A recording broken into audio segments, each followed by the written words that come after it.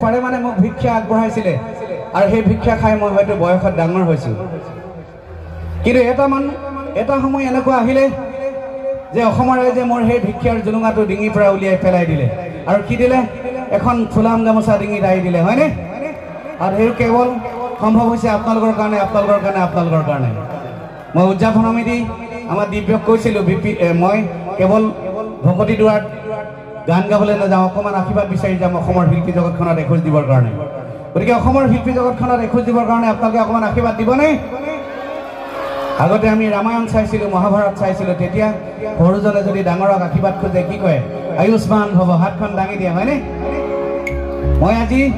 অসমৰ শিল্পী জগতখনত এখোজ দিবৰ কাৰণে মাজুলীবাসী ৰাইজৰ ওচৰত আশীৰ্বাদ বিচাৰিছো অকণমান আয়ুষ্মান ভৱ বুলি হাতখন দাঙি দিবনে বাহ এতিয়া ভাল লাগিছে সকলোৱে আৰু অকণমান দাঙি দিয়কচোন চাই লওঁ এবাৰ কেমেৰা অকণমান জোকাই দিয়কচোন